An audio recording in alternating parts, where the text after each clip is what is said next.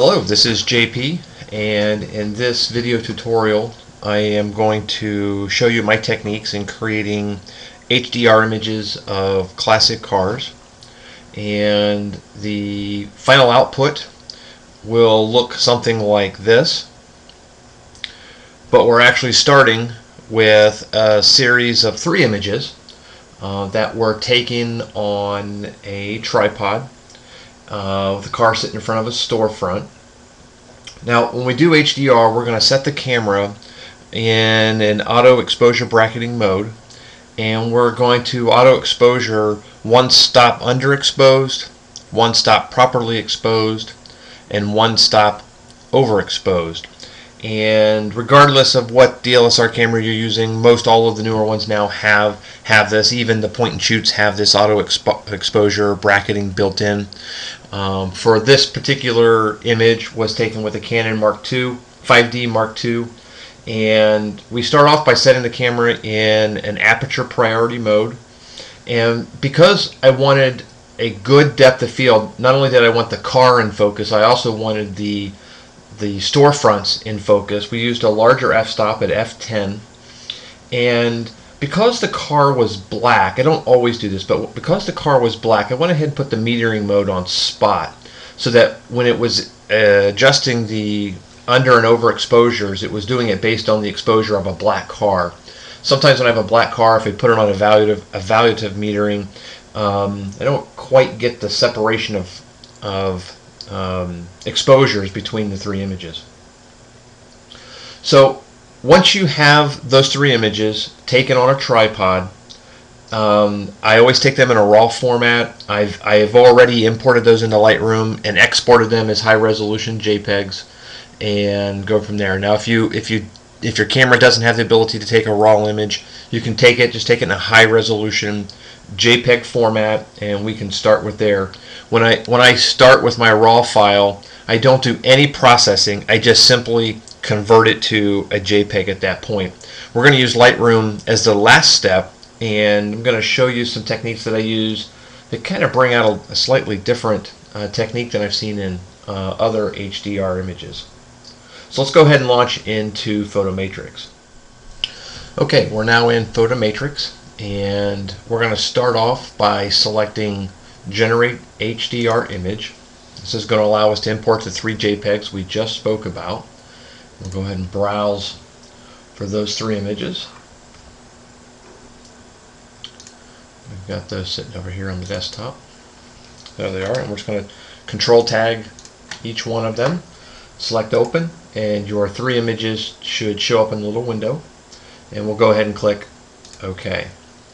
Now, for this example, we're using 3 images. HDR images could be 5 images, 7 images, 10 images. The more images you use, you're going to get a greater range of tonality. In most of my images, I've taken normally 5. For this example, just to speed the process up, we've done 3. Now, the first option you get when you're going to generate an HDR image in Photomatrix is this little option box. The first option is, do you want to align the sources?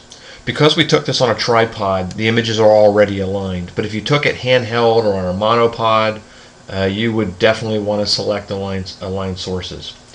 To start off, we're going to reduce the noise and use the tone curve of the color profile, which is what Photomatrix recommends. And we'll go ahead and click OK.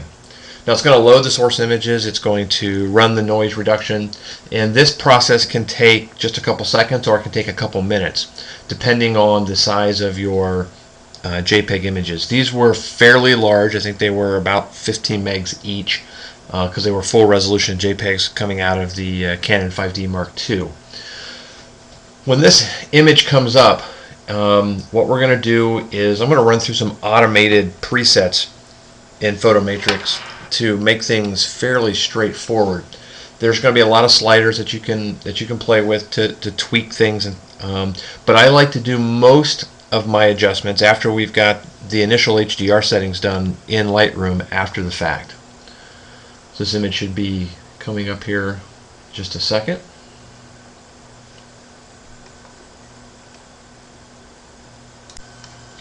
Okay, so the first image that they show you is a highly contrasted image, right? So it doesn't look like anything you would want to show.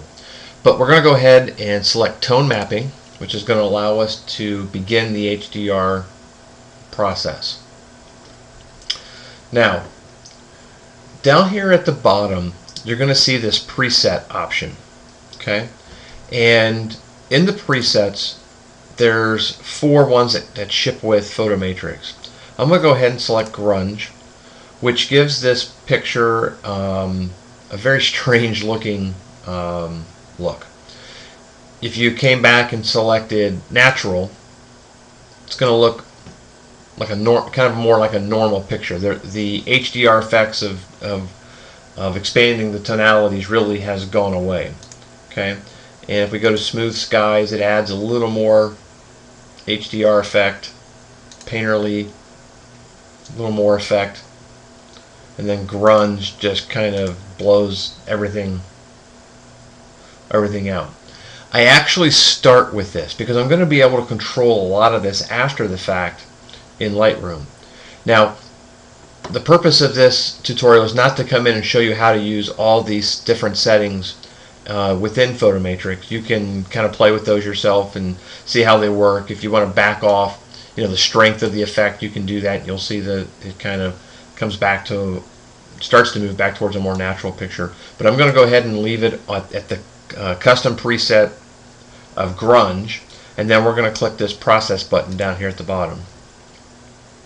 So when I headed off to the car shows cruisins this summer, we would take pictures of maybe 30, 40 cars, and using this pretty straightforward preset settings and a very straightforward processing in Lightroom, we were able to process 30, 40 images HDR and have them come out really looking spectacular in a very short period of time.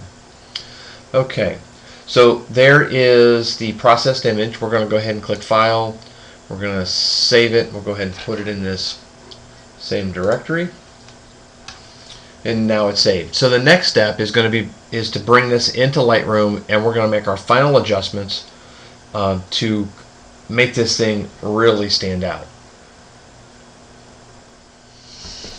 Okay, so we've saved the file off out of Photomatrix, and now I've come into Lightroom and selected one of the images. I actually took about a dozen images of this car kind of in this layout, so I grabbed one of those images, but every one of those images was processed the exact same way coming out of Photomatrix. So as we look at this picture, not a lot of contrast, it's kind of flat.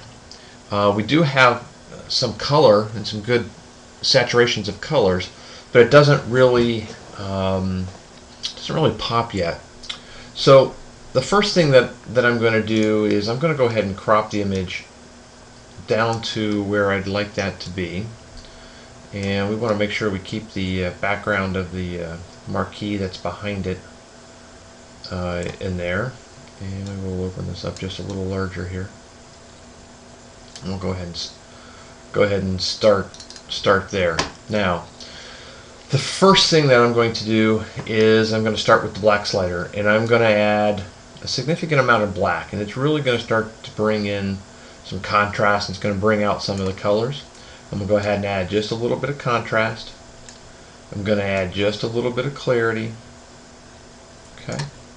I'm going to save the my special effect for the last, but using the adjustment brush, I'm going to come in and I'm going to set everything in here to 0, except I'm going to bring the brightness down and the exposure down about a half a stop.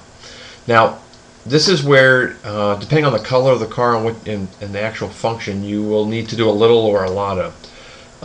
Because the reflection of the ground is showing up significantly in the car and it kind of takes away from the car, I'm going to go ahead and darken that area up using the adjustment brush. Just kind of darken up this whole side of the car. It'll darken up that reflection so it's not quite as obvious, and maybe even darken up that chrome piece right there just a hair. Okay, very good. And if we want it a little darker, we'll just come in here and just kind of get it to what what's good for you. And then I'm going to go ahead and click new and click a new adjustment brush. And this is what I'm going to, before you take the car out on the street, you got to armor all the tires. So I'm going to select kind of a small brush.